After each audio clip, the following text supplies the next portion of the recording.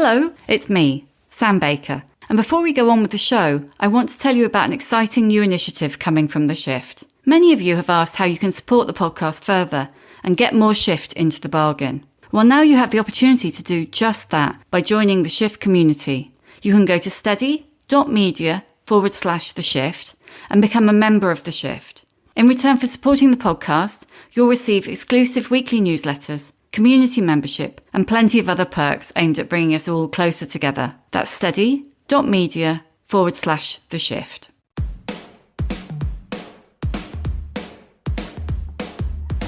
Hello and welcome to The Shift, the podcast that aims to tell the no-holds-barred truth about being a woman post-40. Created and hosted by me, writer and broadcaster, Sam Baker. My guest this week is one of the most enduring movie actresses of our generation, by which I mean my generation, obviously. Minnie Driver made her first film, Circle of Friends, in 1995, and went on to follow that with a lead role in Stanley Tucci's gorgeous ode to Italian food, Big Night, an Oscar-nominated turn in Goodwill Hunting, and my personal favourite, Grosse Point Blank. Now 52, with a 13-year-old son, Henry, and over 50 roles under her belt, Minnie is still doing Hollywood very much her own way. As well as 2 albums and a podcast, Minnie's Questions, she's now written a memoir, Managing Expectations, a book that's about how things not working out inevitably led to other things working out. My mama always used to say that. She was like, take that shit, take it, and you turn it into something else. There is always alchemy possible.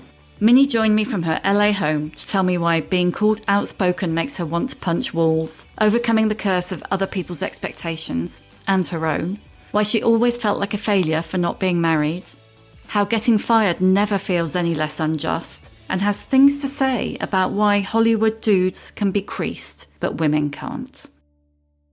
Thanks for coming on. You're welcome. Thanks for having me. I was reading an interview with you earlier where you said, with your podcast, there's no tarting around with what are you promoting? And it really made me laugh. Yeah, I do feel like it's cut to the chase, always. I was just interviewed by this really nice girl. I find journalists are always really nice, and then their pieces can often not be really nice. Because there's something that happens in the synthesis of passing a human into print, particularly someone who's maybe well known. But she said, you're known as being quite outspoken. And I have to say, it is a trigger word for me in a way that makes me want to punch walls. Really? Because I just don't ever hear that term applied to men. No. Women are outspoken as if there were a level above which it is outside of some kind of norm, as opposed to just being articulate in what you think about the world. It's the word difficult as well, isn't it? It's like, yeah. I don't think I've ever in my life heard a man described as difficult. No, never, ever, ever, ever, ever, ever. In my industry, it has ruined women's careers. It's definitely affected mine when that has been applied to me, for sure. You refer to it as the Scarlet D in the book. Tell us about that. That was, very early on, saying no to an experience that was, nowadays, the reporting on a young, a 21-year-old woman being ushered into a room that was full of men with their jackets off, at watching her pretend to have an orgasm while eating chocolate and leering and making comments and sort of heckling from the back. You wouldn't believe that. I don't think that would happen these days. But in this chocolate commercial where they wanted to emulate the scene of Meg Ryan having an orgasm in When Harry Met Sally, I did it once and it was so embarrassing and strange. But then they wanted me to do it again, which I do think is kind of hilarious because they wanted a bigger orgasm for the advert that they'd show in the Netherlands because, apparently the Dutch, they have bigger orgasms. So I did think it was quite funny, but then I realised, looking at round 2, looking out at the faces of these revolting ad executives, there wasn't a woman there. It was their lunch hour, and you suddenly realised that you were this disgusting entertainment for lunchtime. I just said I wouldn't do it, and then there was a whole chorus of, ooh, everybody else will do it. Everybody else will do that. And then, of course, the casting director called my agent and was like, yeah, she was very difficult. She was very difficult in the audition. So The word difficult for women, I never believe it ever until I've met someone. It's just standing your ground half the time. Yeah, it is. And also just saying no. And you don't have to say no in an angry, shrill way. The idea of difficult is like that a woman, has to throw a flower pot across a room and just miss a man's head as she's screaming no, rather than, no, this feels weird. I prefer not to do this. It is odd how women are metabolized, and that other women agree with that. We've all agreed.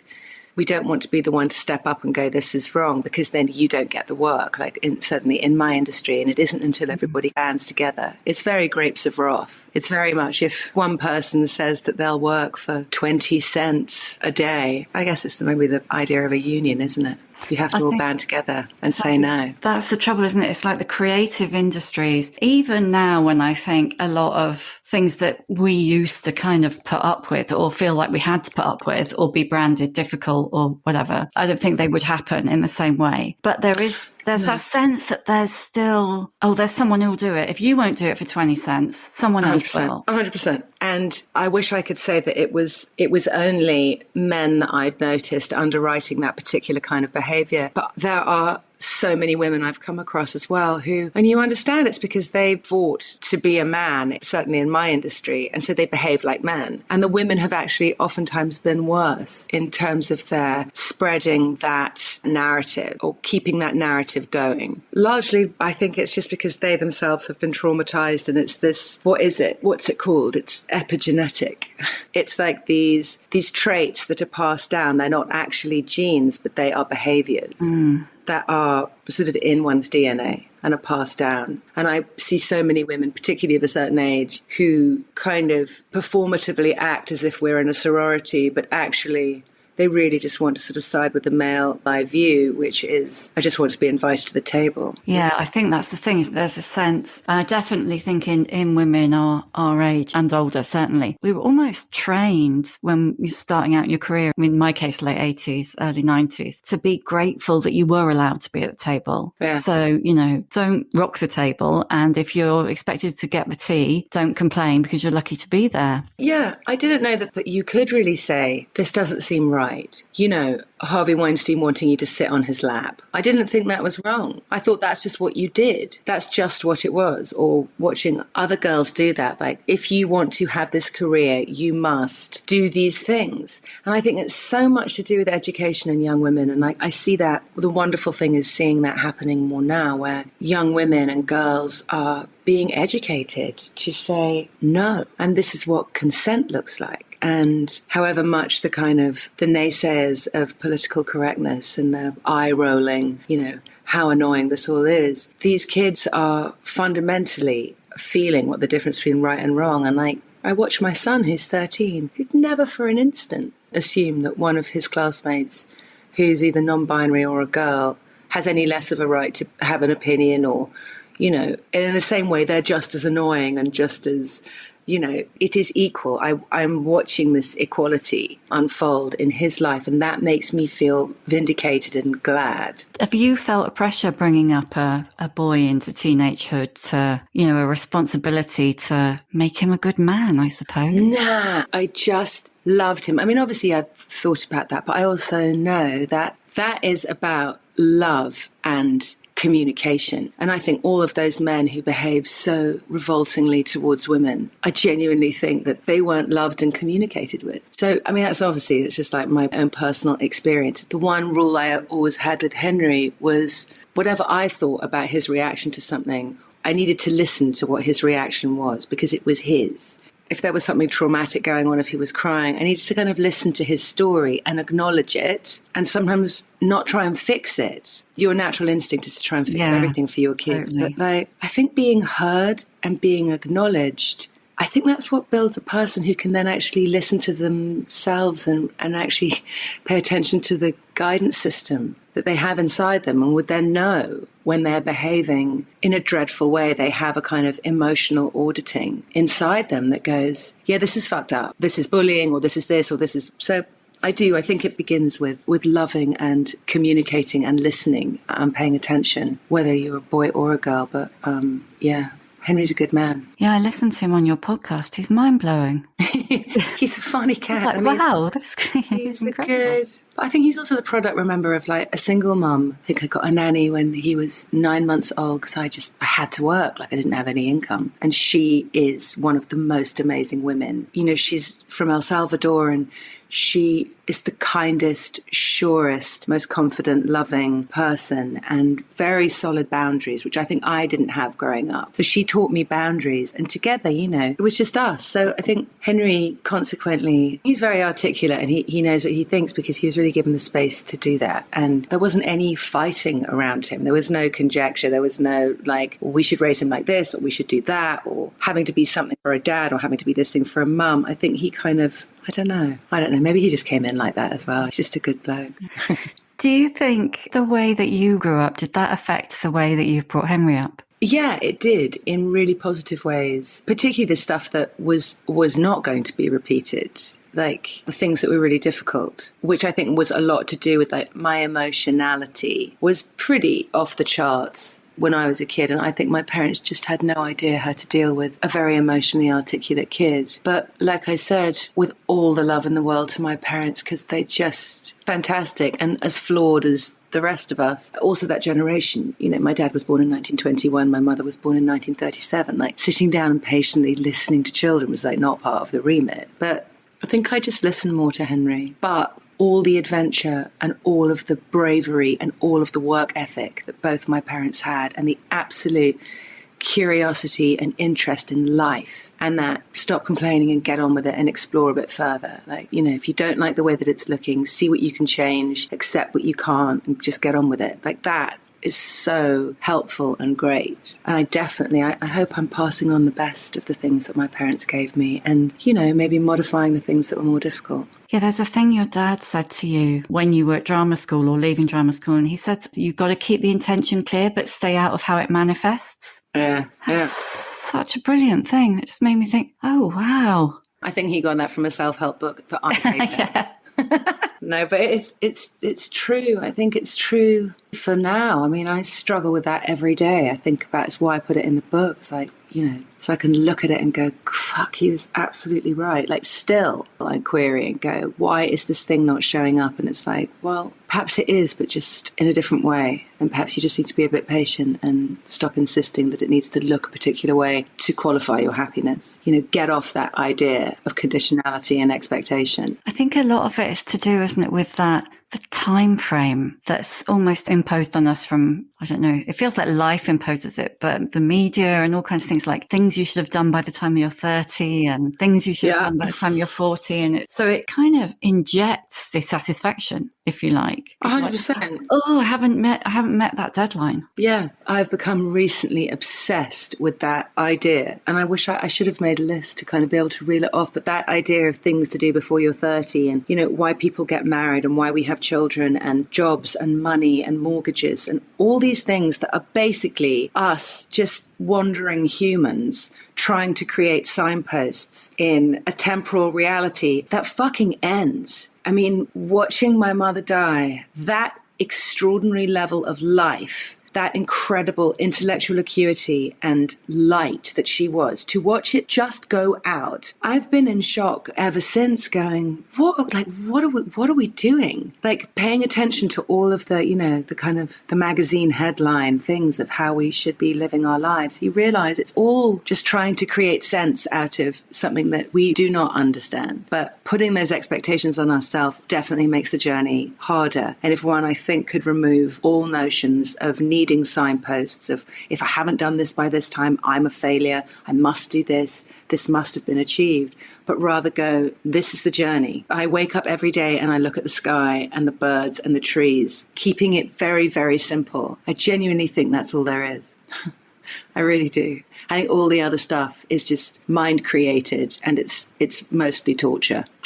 Yeah, it's self-torture. Well, it's like even the notion of ambition, it's the kind of way of creating targets for yourself and either not meeting them and beating yourself up or meeting them and immediately creating another one. And that's exactly it. Like there is no there. There is no, and I genuinely don't mean this to sound dark. I actually think it's incredibly hopeful. The only there that is there is death. in terms of like being a human. And we don't even know that that is what we would in a human way call an end. It is the end of something. You know, there's so much evidence that nothing really ends in this energetic universe. It's constantly recycling. But I think we make it so much harder for ourselves. But I also think that's because we're constantly trying to distract ourselves from this ultimate idea that there potentially isn't an actual meaning to this life. Yeah. I don't think there is. I think meaning is assigned. I think everybody assigns meaning to make themselves feel better about the fact that they're going to die. And I don't think that's a depressing idea. I actually think it's incredibly galvanizing. And I don't know, I feel like it should encourage us to be where you are and like whatever that looks like, and just enjoy as much of it as possible, as much of the whole temporal landscape, because who knows what there is beyond that, but we're never going to know until we're there. So,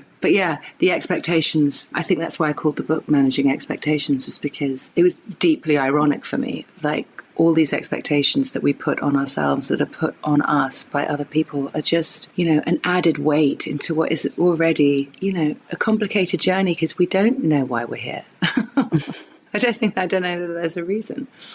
No, I think we have to believe there's a why, because it's kind of too scary to think that there might not be, that there might not be a great big point to it. I think, but isn't it also really emancipating to go, well, all right, so let's just say that there isn't a great big point, that there isn't a great big meaning to this life. If that were true, so if somebody came down and went, there is irrefutable evidence that there is no meaning to life, what would you do? You'd still be breathing. You'd still be in your life, hopefully surrounded by a few people that you love, like doing things that you enjoyed. Or, I mean, I wonder if it would just take the pressure off, and if one could go, perhaps it's about just being in the is-ness, you know, the is of like, of being, and not worrying so much about if I don't get that bonus and make this amount of money by this time, I am a failure. I mean, the narratives that we tell ourselves, if I'm not married, like that was a big one for me. I felt like an utter failure through most of my life for not being married. And I'm finally with a man who categorically will not get married because he says he doesn't want to be in a throuple with any kind of government institution, which I think is hilarious. Completely hilarious. He sounds great. Yeah, he's really good, actually. He's brilliant and has been through so much in his life personally for him to be in a place where he really does. He is the best I've ever seen at just getting up in the morning. And even when everything is falling in and is for shit, he rolls up his sleeves. And I think that's just such a wonderful, wonderful, wonderful talent. That's so interesting, isn't it? Because it sounds like you come from a family of doers, and you are a doer, and you found a doer. Yes, but I subscribe to failure and he doesn't. He just doesn't. And I intellectually do not believe that it's true. I believe every single thing is good and is okay and is unfolding into something else. And yet I am felled by things not working out. I mean, really, really, it's, what is it they say, you know, you teach best what you need to learn yourself. I mean, maybe that's why I wrote a whole book about how shit not working out is other stuff working out. And I have this evidence in my own life, and yet I'm still here going, this really feels like it's not working. It's so funny, isn't it, the way that we judge ourselves, because from outside, your life doesn't look like there's loads of shit. I mean, I know because I've read the book that there was lots of shit that didn't work. But from outside, everybody's lives from outside, you only see the things that have worked. You don't see Minnie Driver, who has felt like a failure because she hasn't married her whole life. You see Minnie Driver, who's had 50 roles, you know. Or just getting, you know, whatever it is of just being, you know, rejected. Like I just got fired off a film recently. They pursued me really hard to be in this film. The deal was done. And then the woman who is the lead of the movie, she just decided that she wanted her friend to be in my part. And I'm not kidding. It got to the point where it's like, well, you can sue them and you'll win and get the fee that you were promised. And there's an inked deal here in front of you. But for me, it's like, well, I have to then go through the absolute horror of litigation, which will suck the soul right out of your body and brain. But I'm sitting there going, this is so unfair and this is so fucked up, and there's actually nothing I can do about it. But you know, you don't put that on Instagram. No, you don't put a weepy video going, this fucking cow. She begged me to be in this film and then she fired me. You know, like you don't do that. So you never see the whole story. It's why I suppose you're always kind to everyone shrieking in a supermarket or, you know, honking their horn. Like, you don't know what everyone's going through. Everyone's just having their own shitty day. How did that feel compared to all the different experiences of that you've written about in the book? Now you're in your early 50s. Was it more water off a... Oh my God, I wish. Ultimately, yes. Here's the thing, because I've done a lot of work around this, just, you know, therapy-wise and really thinking about it and then writing about it. It didn't take long, but it felled me. It felled me that there was a female producer as well and this actor, that women would throw women under the bus, that they wouldn't honor an agreement. And that felt terrible. But it was my other women who came in and were like, it's not so much a reflection on you, it really is sort of a reflection on the paucity of those people.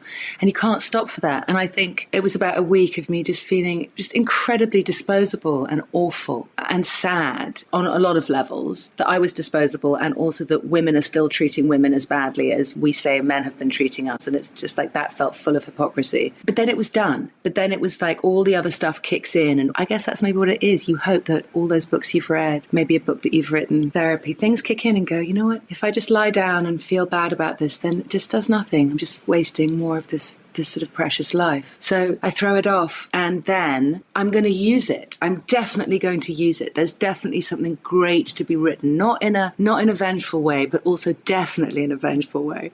But Totally. to use it as fuel, to examine stuff, to kind of offer that up. Like it feels, my mama always used to say that. She was like, take that shit, like take it and you turn it into something else. Like there is always alchemy possible. But I definitely get hung up on it's not fair. And how could it possibly be? And how do they get away with it? Like I have a massively vengeful aspect to me, but it's such a big part of my psyche. It actually acts like an alarm bell for me now that I know when I'm feeling that way, nothing good is going to happen if I carry on listening to that. But there's probably a way of using it and turning it into something else, which is what I will definitely do.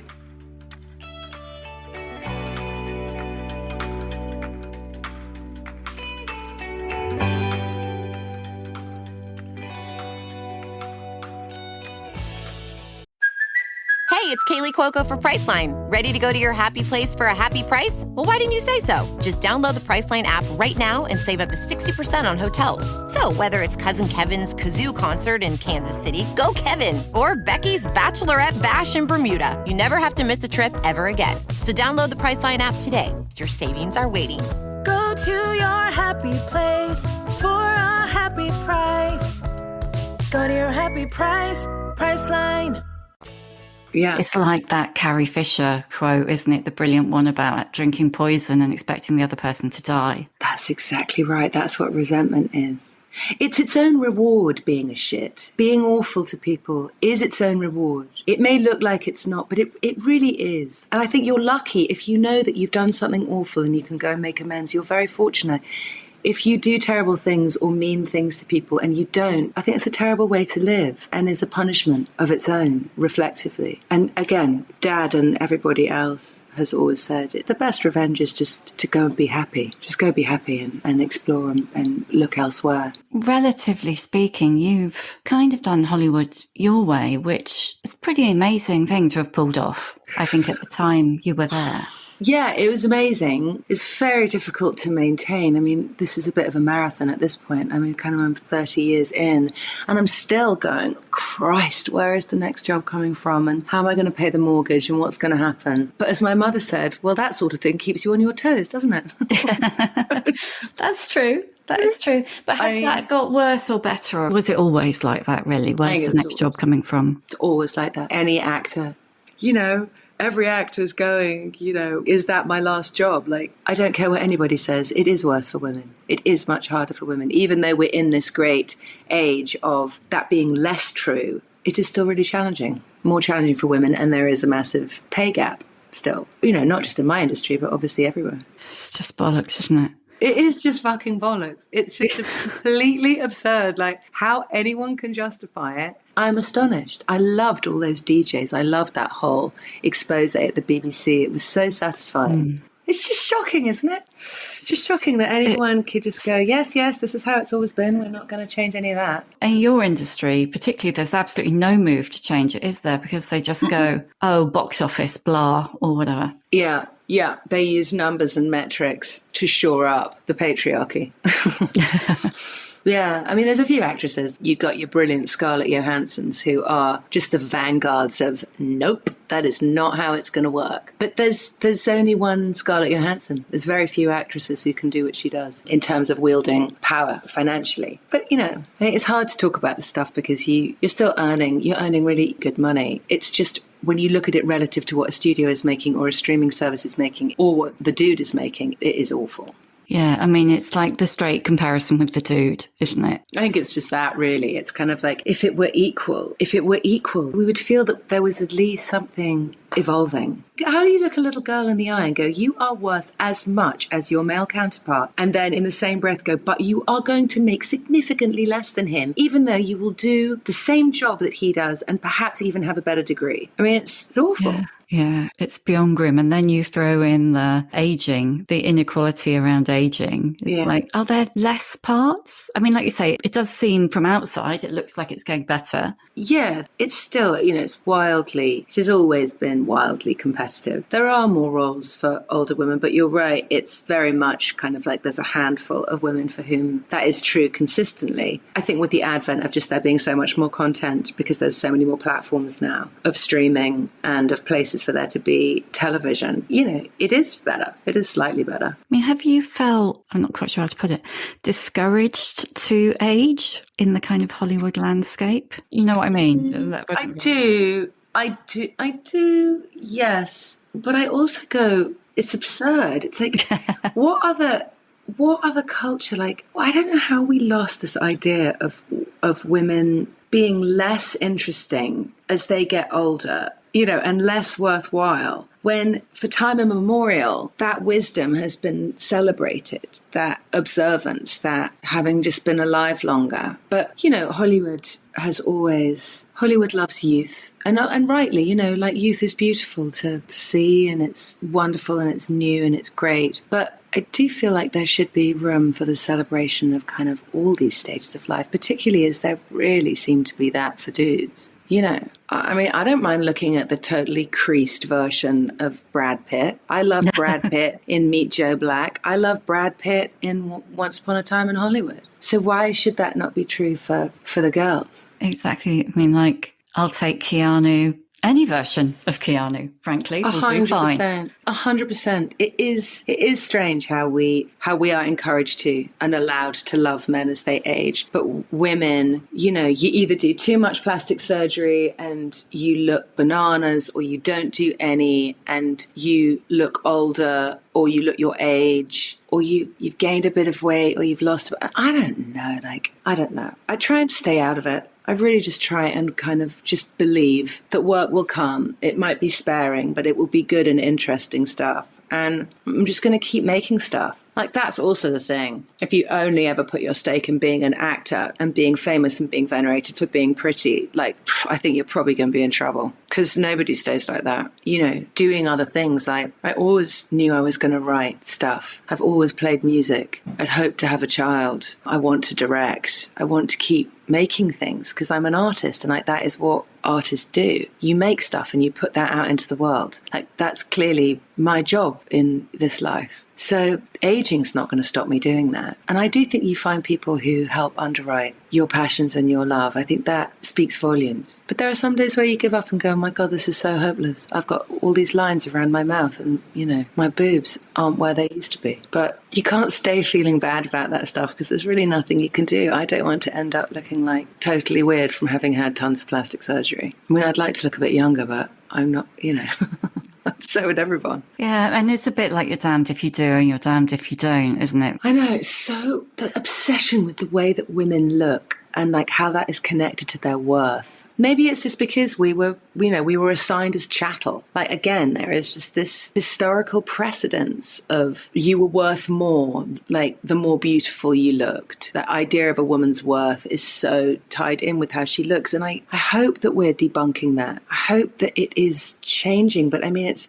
pretty entrenched. I get more comments about that. Oh my God, I can't believe you're 52. Oh my God, what's that? Oh my God, what's that? And I get it. Like, it's nice to look nice. Like, I'm not saying one shouldn't, but it goes in, and that is how women and girls end up feeling that their worth is wholly to do with how they look, and that what's inside and what they have to offer is somehow less than. So I think we just have to keep insisting that these other things are the premium, you know, a brilliant mind, a quick mind, a kind heart, an innovative idea. You're 52 now. How are you feeling about 50s? I mean, it's pretty fucking great. It's pretty great. The number is really big. Like, because 52 when I was a kid, it's like, that really felt like 100. I mean, I really did. I can't actually believe that this much life is done. It's weird. And my mama always used to say that, you know, she was like, it's just the weirdest thing because you don't age on the inside. Like, you don't feel that number. You still feel as vital and as new as... I feel like I'm permanently really where I think I am is around 28, 29. Like, that's how I feel. I still do all the same stuff physically that I did then. Like, I still surf, I dance, I run, I do yoga, I do all the physical stuff. And I mean, I do have to take care of myself a bit better, I guess, but I didn't take care of myself very well when I was 29. So, but yeah, it's tough. It's tough, just the external, like the number of it. And also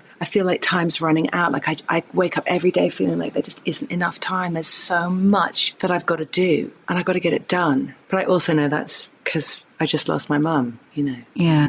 And she wasn't done. She was 84 and she was not done. Like, she just started a new business. Like, she was in her prime as far as I could see. Oh man. She just started a business. Oh. Another one, you know, she was pretty amazing, you know.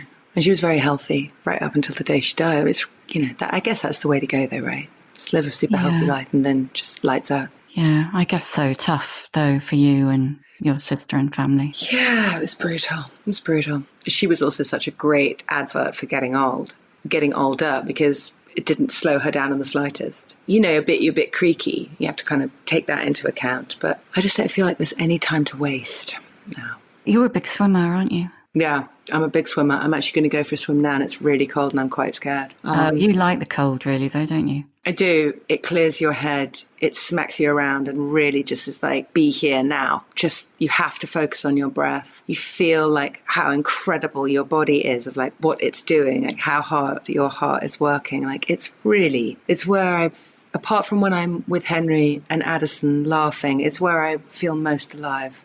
As a kind of a fellow big hair person, I need to ask you, how do you deal with that? How do you deal with the swimming big hair equation? What are your tips? A lot of coconut oil, a lot of stuff to put on your hair before I go swimming, but there's no way around it. It's like, it makes your hair go mental and look crazy. But I do believe in a lot of natural, of sort of coconut oil and avocado and all that stuff, packing that on. Like, you basically got a big salad on your head.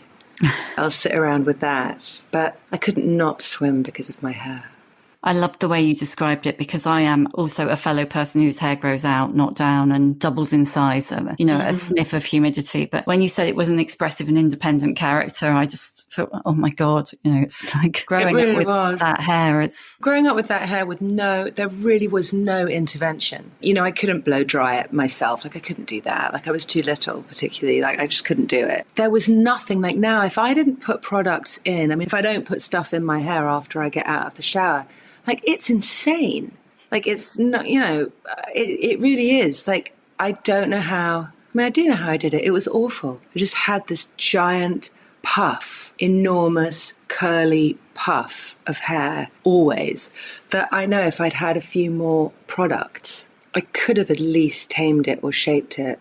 But the problem is, I also wanted to hide behind my hair because I had such a kind of big face. And big hair only makes your face look big. I mean, the whole thing was just super awkward. But I think maybe it's fine. I love my hair now, you know. I've always loved it, actually, after I got through the teen stuff. Yeah, was that the kind of point that you either stopped fighting it or maybe grew into it? I think grew into it. And then when you start working and you work with all these different hairdressers who are like, oh, yeah, no, try this. Or no, do this. This is what you have to do. Or, you know, if you just tie it in a braid at night, it won't be so insane in the morning. And like, that was a revelation. I got loads of really good tips from the pros. That changed a lot. Yeah. But it's always the thing. And I see my son has the same hair as me. And it's just like this giant rat's nest on his head. And I'm always encouraging him towards some conditioner. But you can't, he's going to find his way with it. Yeah, he'll do his thing. Yeah. I just want to ask you, before I go to the questions that I always ask, where are you at in terms of menopause? You know, with very late menopauses in my family, it hasn't, like, I still get my period. Like, well, so I'm really? not as regularly as I did. So it definitely perimenopausal. But yeah, it hasn't kicked in yet.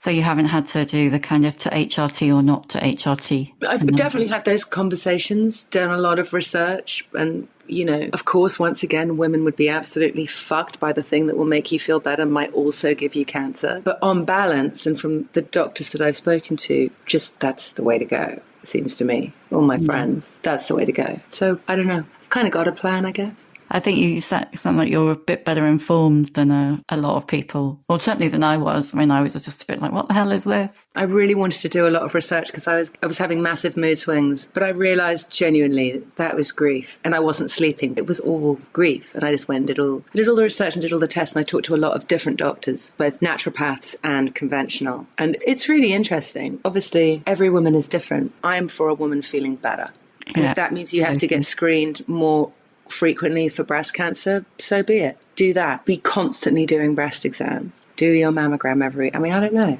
Like, it's different for every woman, but I just want women to feel better and not suffer. Totally. Okay, questions that I always ask. What's your emotional age? Well, I mean, I was a bit of a mess emotionally at 29, actually. I am the emotional age of my age. I am. Emotion is my currency as an actor and as a human. So it's grown with me. There are certain parts that I think will always be in arrested development. There are always bits of insecurity and of not being heard that will be stunted. And I've just made my peace with that. But I think emotionally I'm pretty where I'm at. But I do cry a lot. I don't know what that means. You've always been a crier. Yeah, love a good cry. Good. Feels good. I think can be distressing for the people around you. I try to go and do it underwater, which is good. But it does make you feel better. It's exhausting, but it does make you feel better. Give us a book recommendation. It can be something that you read really recently that you loved, or something that's had a long impact on you. Yeah, no, I'm obsessed with this book by Saba Sams, Send Nudes. I'm so interested in young women's voices. Like, I really, really am. Anthropologically, just to see like what has evolved and what isn't, and also where they're at. And she has this beautiful, unaffected, surgical voice. It's just brilliant. Let's bump that right up my pile. Yeah, I think it's really good just to go in and go,